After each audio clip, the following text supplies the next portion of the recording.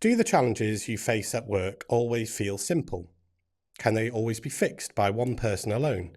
And can they always be solved with the same solutions that you've come to rely on in the past? The world is fraught with complexity, ambiguity, and disruption, and many leaders find themselves beset by challenges that feel unknown, messy, and sometimes incomprehensible. These challenges require leaders to draw on not only what they know already, but also on who they know and what they can learn together. So let's explore this a bit more. Today, I'm joined by Impact's own Agata Stanik. Welcome, Agata, to In Good Company. Thank you for joining me today. How are you? Yeah, I'm very good. Hi, Dan. It's very good to be here. Well, we're very excited to have you here, and thank you for giving us some of your time today to talk about all things complexity. But before we get into that, let's give our audience a chance to get to know you a little bit better. So tell us about yourself in 60 seconds. Right, the challenge, 60 seconds. Yeah.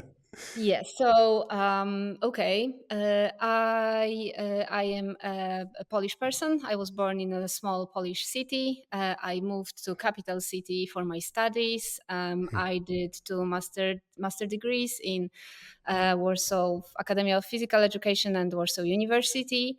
And at somewhere at the end of this period, I opened my own company, which grew very fast. We were running it with my colleague, and that was a time that I learned what a burnout means Right. very quickly. So I dropped out of that company, and then need to just stay out of the working world really for some time. I then started to work with different companies for a short time, one of which was Impact. Hmm. When I started as technical support and associate technical support, and in 2010 I joined Impact full time, and here we are in 2024. So Yeah. 14 years at Yeah. Impact. Yeah. Well, I've learned something new about you there. So, yeah, I didn't know you'd run your own company. So that was fascinating to learn. And of course, Yeah. talking about burnout, which I'm sure might be a key theme also in today's conversation. So, Absolutely. let's let's hear from you then. So, to give us a bit more of a context other than the introduction I've just read out, the, let's let's get from you what we're talking about today in terms of what do we mean by complexities and disruption. Yeah, that's a great question, great words that we hear very often now. We see them everywhere in social media, in articles on LinkedIn, for example. You get really, um, they are thrown at us. But they basically all mean that we are kind of trying to operate in a world that is becoming very challenging Mm, in terms of understanding and making meaning of what is going on and why it is going on and where it is all heading. So the word that is complex, it means that it's kind of unknown, only temporarily knowable, right? So you can kind of figure out only what's in the nearest sphere of you, not in the long term, and even not in the different direction. And it's continuously changing. It mm. changes all the time. It's like this movie that maybe you heard about. It's everything all the time, everywhere, happening in parallel, and we're people can get a feeling that they are like being taken by a wave. They have really little influence on what is going on, what is happening to them. Really, making Mm. meaning out of the situation becomes really tricky, challenging, exhausting. Yeah, so when we talk about, you mentioned the burnout piece, absolutely. It's very easy Yeah, to get into that place. and we'll be getting on to a bit later about how we can kind of address some of these things. But Mm. in as if we were to kind of identify the key challenges that this presents, what would you say from a leader's perspective? What would be those main challenges that the sort of the complexity and disruption present? I think that even trying to answer this question is a challenge Mm, because it will be changing in time. One minute it can be a challenge of a team that is not performing very well due to what's happening to them. They are experiencing VUCA, experiencing bunny. Mm, There is a conflict. There is maybe misunderstanding, miscommunication, and on the second day or even a second minute, the challenge can be totally different. It can be, I don't know, announced, for example, of a company merger or demerger, mm, or different strategic direction. So changing or evolving KPIs. And it, I I would be a very resistant to naming the one big challenge. I think the biggest challenge is that this is a mix of it all at once. mm. Yeah, you mentioned, I wanted to pick up there just to kind of highlight Mm. them. VUCA and BANI are there as well, which are a lot of people have heard of VUCA, less so, it turns out, have heard of BANI. So VUCA, to recap what that stands for, is volatile, uncertain, complex, and ambiguous. And BANI being brittle, anxiety, non-linear, and incomprehensible. And we talked a couple about those in the introduction there. Mm. And we've talked about these on other episodes of In Good Company, where both of these frameworks have been devised not necessarily for the business world, but have been adopted by the business world. Mm.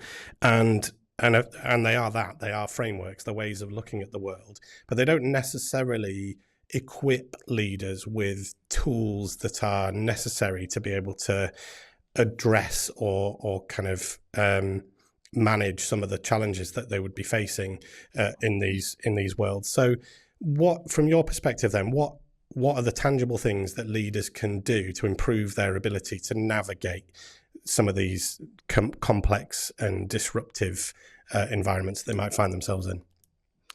Yeah. And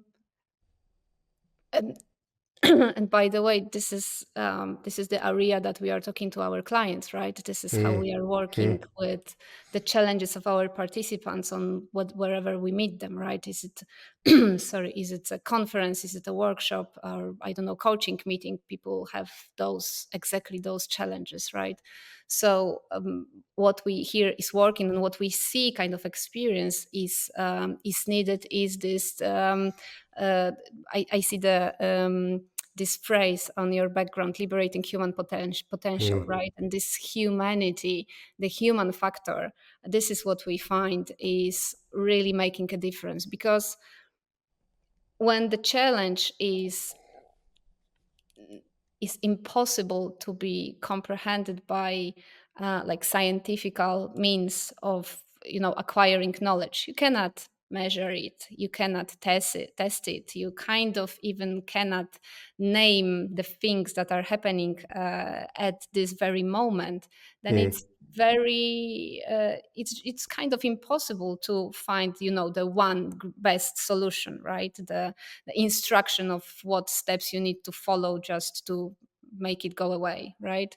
What you can do is you can think about the approach that will be helpful, right? mm, So thinking about that, we find it very useful to work with people to help them to get back to the roots of being really human, and that means staying in connection, right? Investing in real relationships, building trust, building psychological safety, and mm, just creating community and depending on people working together toward a common goal, one understand the one that is like in our common understanding that we are going forward. So and that also links to this creating meaning bit, right? Because mm, the role of leader is on one hand caring for his or her people, develop them, but also providing the direction in which this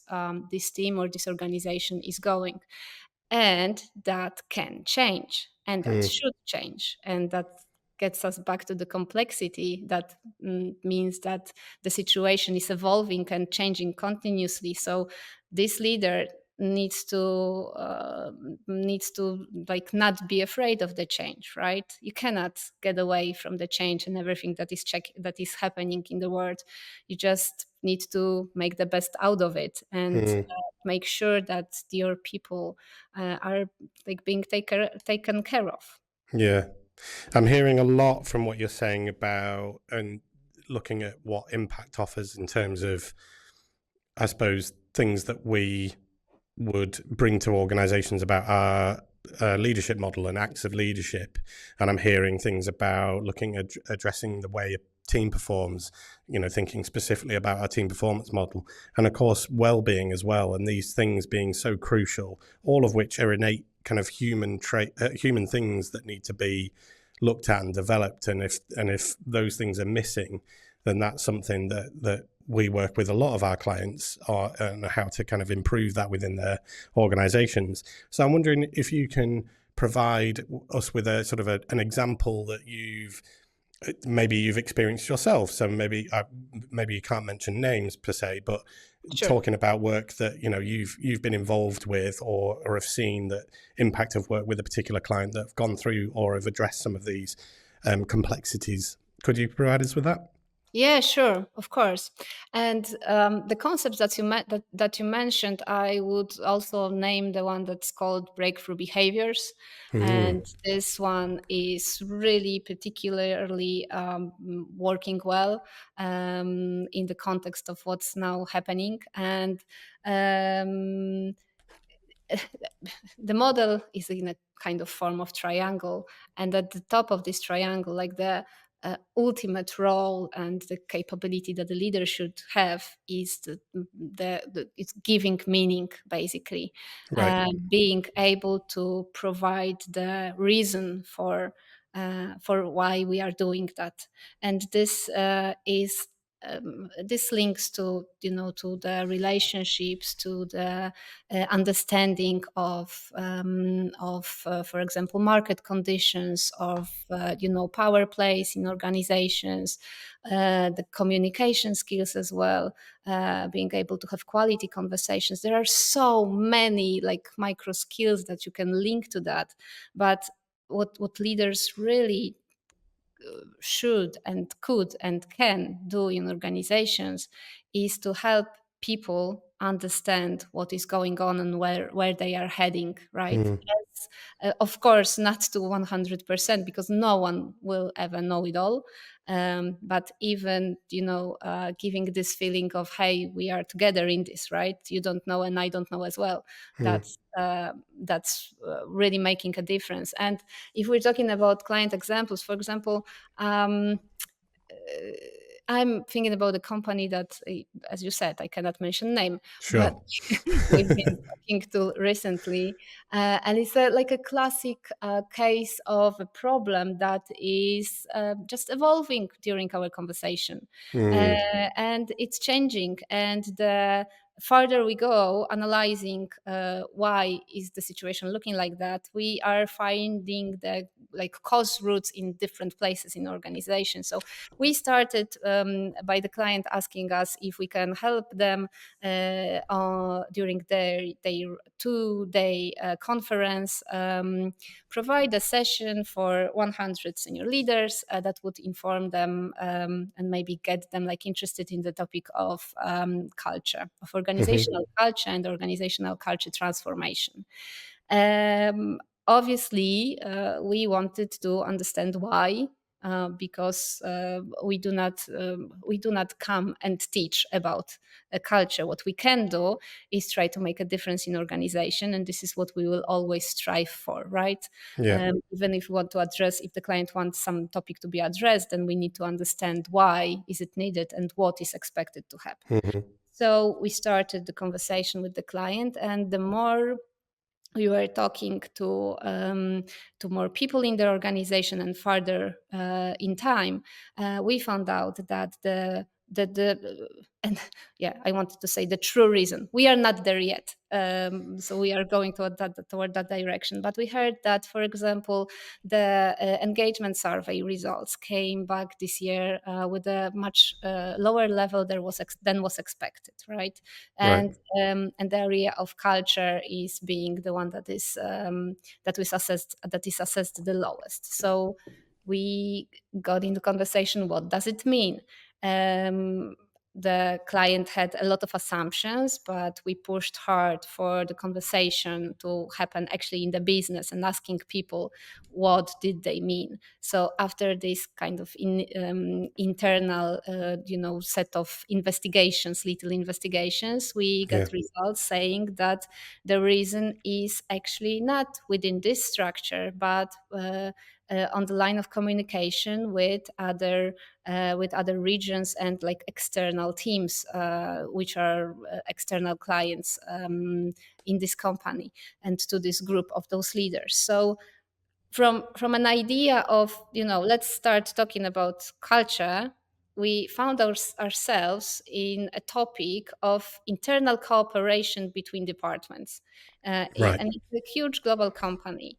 So, and it's not that the first statement wasn't true, right? The company culture, the organizational culture, and the need for it to be transformed, it's still there, but Mm, the reason is changing, and the reason is evolving.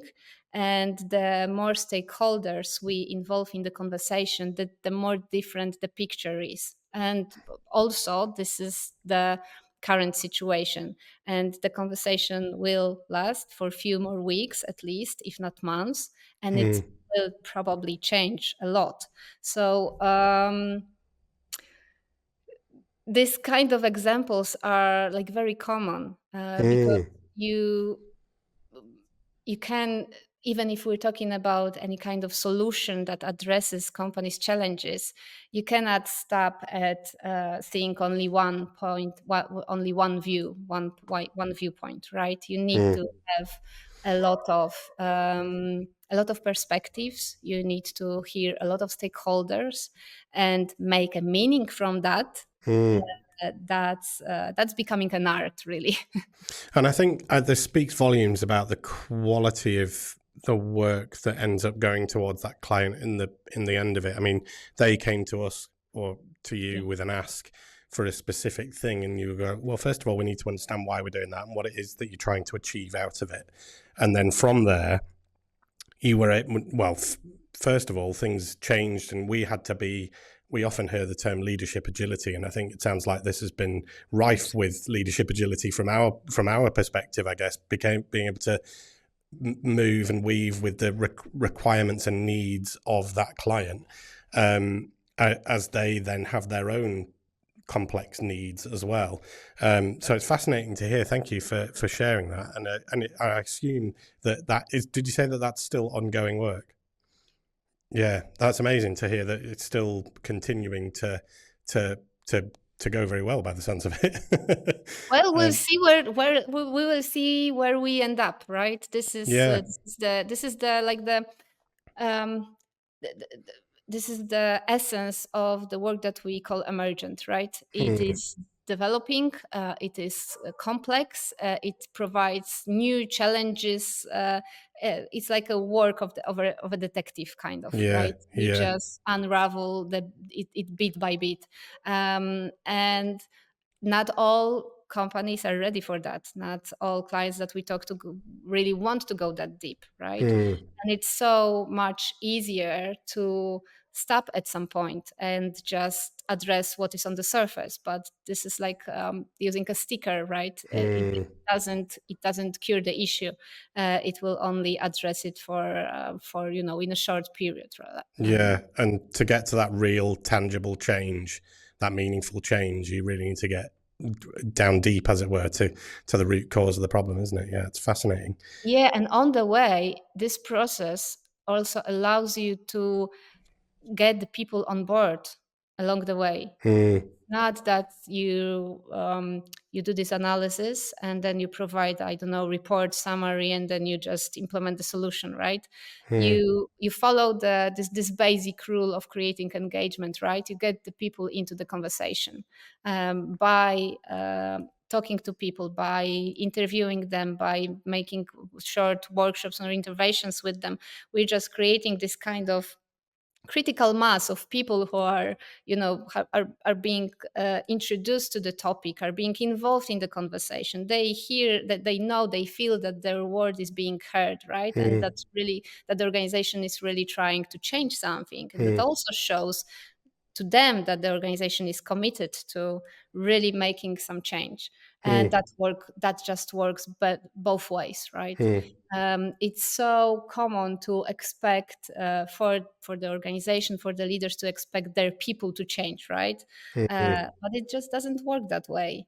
If we want people to behave differently, to have different mindsets, mm, we need to show them the way, we need to show them the direction, and we need to get them on board, to help them get involved and just understand why we are doing that, what is expected of them, and what's their role to play. Yeah, and they can yeah. co-create that this way. And I think also one really no, I wanted to say small, but it's not small, it's a huge thing: the feedback Yeah. culture. The feedback, or you can call it playback, or you can call it review, reflection, or whatever, Mm, but whatever step we're doing, we're checking if it's working, we're hearing, we're listening to people, we're getting their comments. And that needs to happen. In that's the also the quintessence of this complexity, right? mm, It just doesn't allow you to stop and stay in no. one place. Everything is changing and evolving, so you have to be on top of that. Absolutely. Well, what a great way to kind of finish that off there. So thank you very much for taking the time to answer some of those questions around complexity and disruption today. Before we let you go, I'm going to ask you one final question, which is a bit more of a personal question, and that's one we'd like to finish with at the end of all of our episodes, which is, if you were to start your career again, knowing what you know now, what would be the advice that you would give your younger self? I love that question. I love it. But this is a tough question, and Mm, it allows you to really show yourself. I found it yes, when I'm listening to our podcast, to your podcast, Dan. When I hear answer at the end, I feel I get to know this person better. sure. So, um, so for me, I think it would be, don't take it personal. Right. Whatever you're experiencing, whatever is happening to you, whatever you feel you have the influence or you don't have the influence, it's it's not about you and who you are. It is about what is happening, and Mm, it just happens. And as long as you stay true to yourself, and you are kind of going forward, it's just life. So don't yeah. take it personal.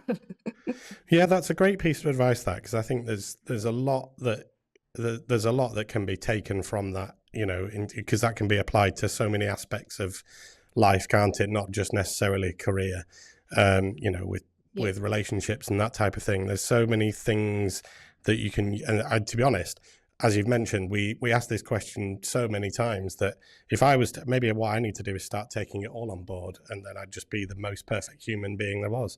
Um, Sounds listen, like. thank you very much, Agata. It's Thank you. been a real lesson today. So I found that conversation really valuable. So thank you ever so much. We hope you enjoyed today's episode of In Good Company. If you would like to find out any more about Impact or the work we do, or perhaps you'd like to explore our leadership playbook, then you'll find all of the links that you need in the description of where you found today's episode. So thank you very much for tuning in, and until the next time, take care.